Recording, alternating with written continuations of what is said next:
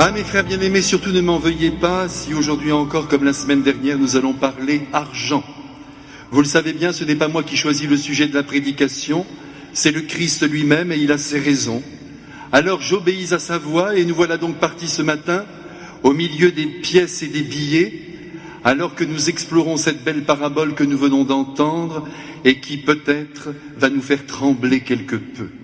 Ce qui n'est pas mauvais, vous savez, de temps en temps, d'autant plus qu'habituellement, nous avons plutôt tendance à être indulgents avec nous-mêmes et à nous arranger avec l'évangile de Jésus, comme on s'arrange avec le service des impôts. Monsieur, je vous en prie, ne me faites pas tout payer d'un coup. Échelonnez par pitié, pour un pauvre contribuable, la charité, s'il vous plaît. On va voir, répond l'inspecteur des impôts, tout en ajoutant, ça m'étonnerait. Tandis que Jésus, lui, il est très étonnant. Parce qu'il nous révèle à la fois l'absolu de sa doctrine et en même temps il fait preuve d'une patience d'ange envers nous. D'ailleurs sa pédagogie est archi simple.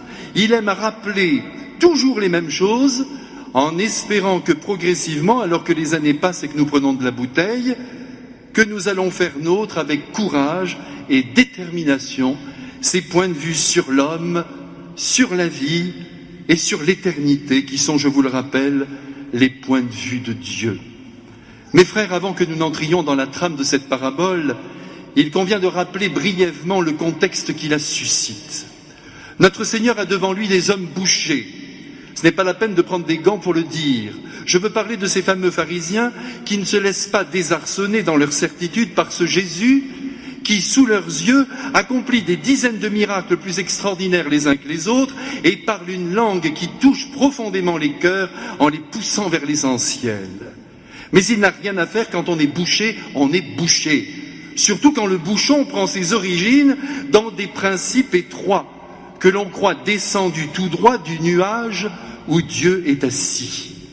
Les pharisiens ne voulaient donc rien entendre et pourtant il fallait vraiment se faire violence pour ne pas être séduit par le Christ, pour ne pas adhérer à sa pensée, pour ne pas se rendre pieds et poings liés à son amour, aussi débordant que brûlant.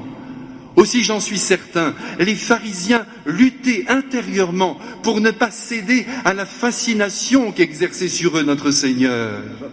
Vous le savez, mais il est bon ce matin de le rappeler encore.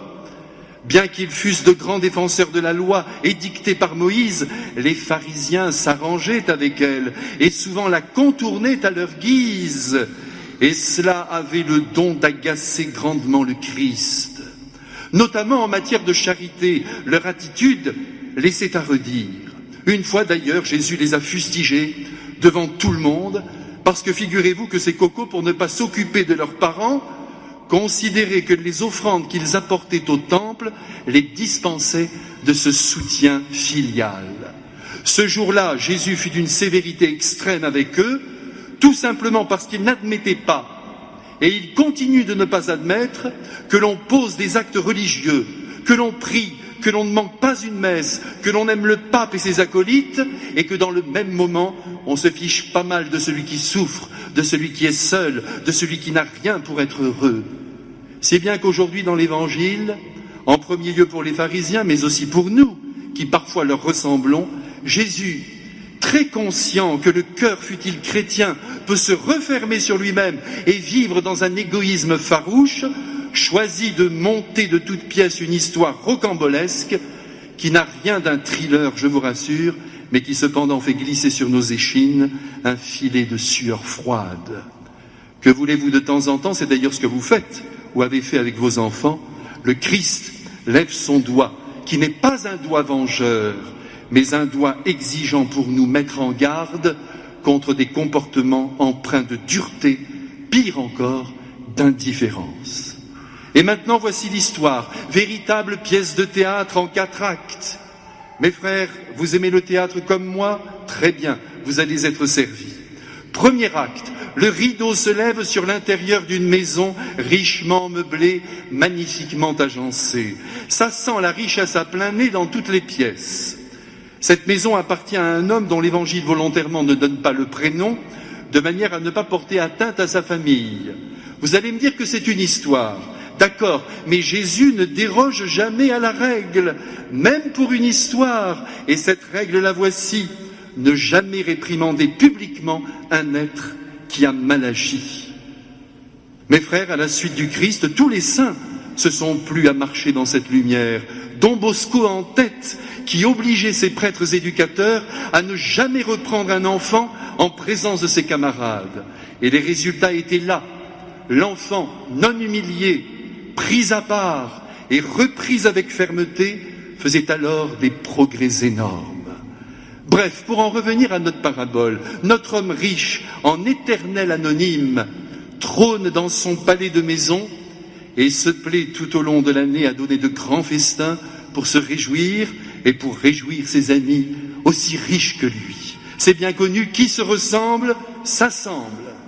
Bien évidemment, il m'est arrivé de noter comme vous que certaines familles très aisées ne manquaient pas de recevoir avec gentillesse et respect de pauvres personnes avec lesquelles elles conversaient volontiers, très volontiers, comme si d'ailleurs, permettez-moi d'aller jusque-là, elles retrouvaient à leur contact une fraîcheur d'âme quelque peu perdue.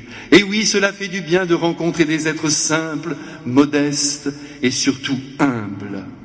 Monsieur Martin, le père de Thérèse de l'Enfant Jésus, lui le savait très bien, et il ne manquait pas d'ailleurs d'inviter pour le bien de ses 5 filles quelques pauvres déguenillés qu'il comblait de ses largesses. Quand ceux-ci quittaient la propriété, il exigeait que ses filles se mettent à genoux devant eux et reçoivent de leur part une bénédiction. C'est cela, mes frères, le vrai monde chrétien.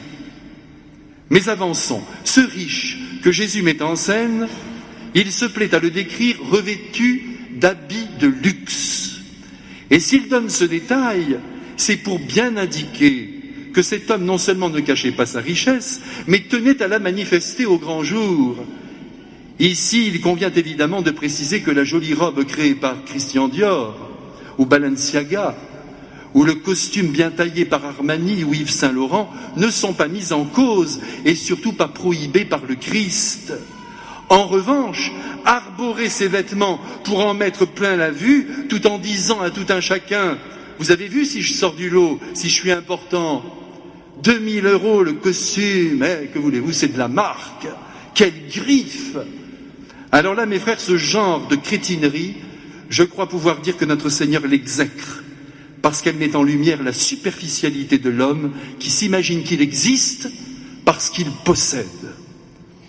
Voilà, mes frères, pour le premier acte de la pièce qui sent bon la soie, les parfums d'Orient, les bains moussants, les amours faciles, le vin coulant à flot et les plats de viande pour nourrir un régiment.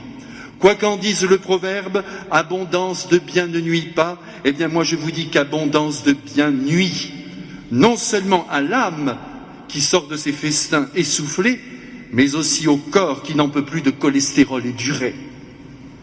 Acte 2. Cette fois-ci, le décor est tout autre. Nous sommes devant la villa de notre ami le riche. Il y a là, dans un coin, juste à l'angle du portail d'entrée, un pauvre homme gisant au sol et que Jésus nous montre couvert de plaies. Ces plaies, j'ai cherché à en comprendre l'origine et je me suis donc renseigné auprès d'un excellent médecin qui, certes, n'a pas pu ausculter notre bonhomme, mais qui, tout de même, s'y connaissait en matière de plaies. Elle provenait sans doute, m'a-t-il dit, d'une mauvaise hygiène, mais aussi du fait que ce pauvre homme, vivant dans la rue, se retrouvait exposé à toutes les maladies infectieuses, provoquant des lésions cutanées. Et avec le temps, celles-ci, non soignées, ne pouvaient que dégénérer en plaies. Pauvre Lazare, car il s'appelle Lazare. Cette fois-ci, Jésus croit bon de nous donner le prénom de ce pauvre.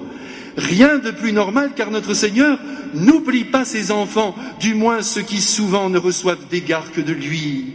Lazare, Lazare, prénom qui signifie « Dieu a secouru ». Et c'est parfait, car c'est bien ce qui va se passer dans notre parabole. Tenez, en passant, permettez-moi de rappeler que ce n'est pas pour rien si Vincent de Paul a appelé ses fils prêtres les Lazaristes. C'est en souvenir de cet homme. Combien de fois d'ailleurs monsieur Vincent n'a-t-il pas répété à ses fils et à ses filles « Cherchons les plus pauvres et les plus abandonnés, reconnaissons devant Dieu que ce sont nos seigneurs et nos maîtres et que nous sommes indignes de leur rendre nos petits services.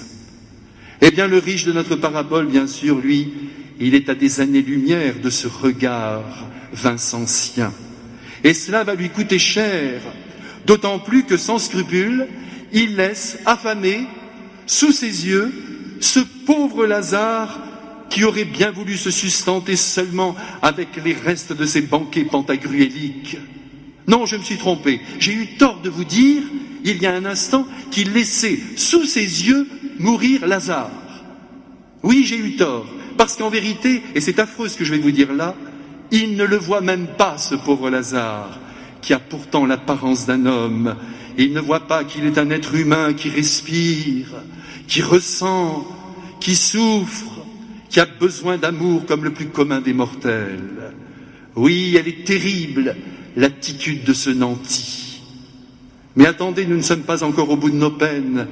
N'en soyez pas surpris, je vais encore vous horrifier davantage en vous disant que parfois, voyez, je n'exagère pas, parfois, nous aussi, nous considérons certaines personnes comme des sous-hommes qui ne méritent rien.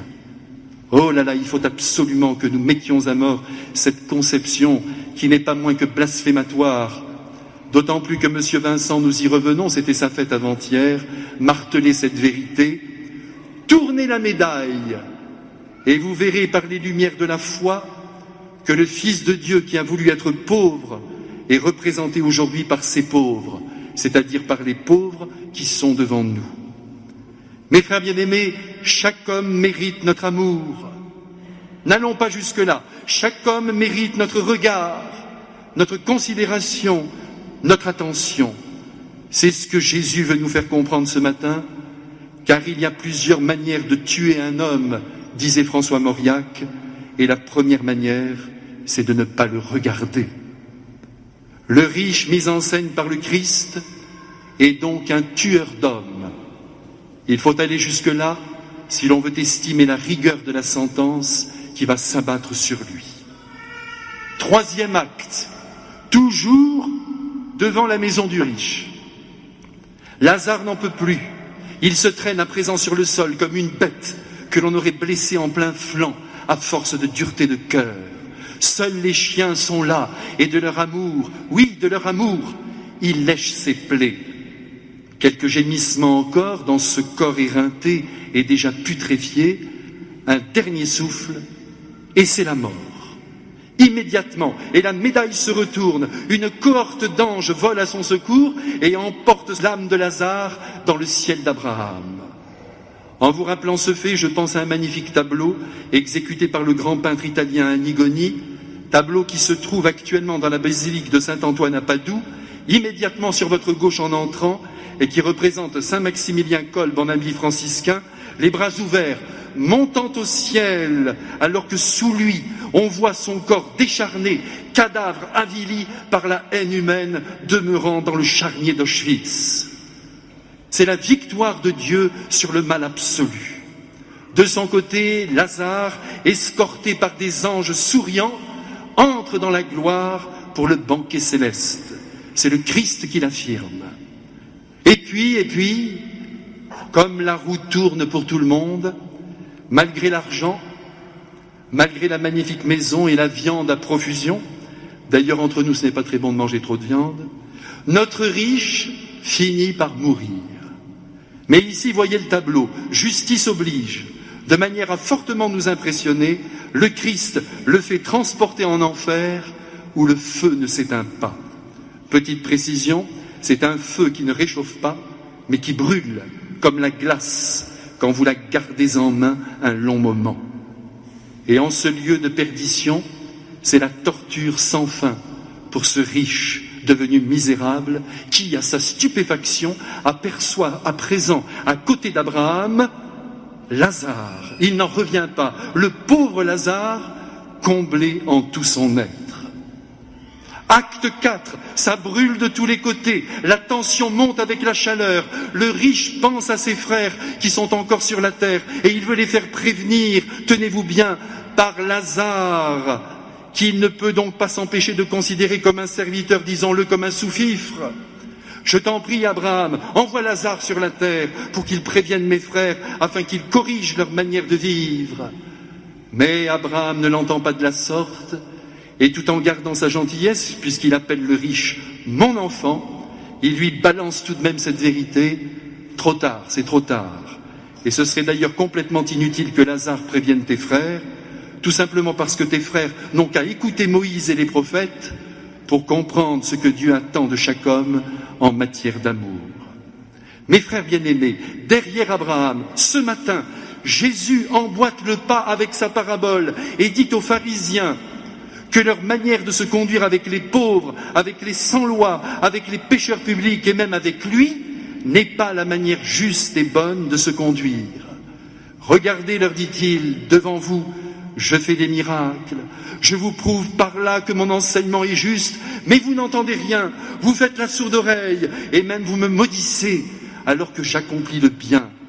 Dans quelques jours, je vais ressusciter d'entre les morts, et malgré la vue de mon tombeau vide et les grands miracles que les apôtres accompliront, vous continuerez de me rejeter et de me considérer comme un usurpateur.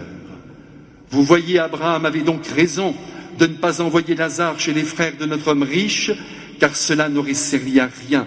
Bouchers, vous êtes bouchers, conclut le Christ. Pourtant la loi que vous exaltez est claire. Ça fait 13 siècles que Moïse vous l'a donnée. Je vous rappelle qu'elle se résume à l'amour de Dieu et à l'amour du prochain. Mais cette loi suprême, dit le Christ, vous ne l'écoutez pas, vous ne la suivez pas, vous la transformez en la faisant servir à votre avantage. Voilà pour les pharisiens, mes frères, le compte est bon. Reste nous. Avant que le rideau ne tombe, laissez-moi vous dire que le moment est venu pour nous aussi de reprendre conscience que Jésus nous a parlé, comme Moïse parla un jour au peuple d'Israël, que l'Évangile est écrit, qu'il ne supporte pas d'interprétation réductrice et que de plus il contient toute la sagesse de Dieu. C'est dire qu'avant notre mort, nous ne connaîtrons pas d'autres révélations. Tout a été dit par notre Seigneur Jésus-Christ. Nous savons parfaitement ce qu'il attend de nous, et en particulier nous savons qu'il veut avant toute autre chose que nous estimions chaque homme, quel que soit son état, pauvre, riche, debout, tordu, propre ou sale.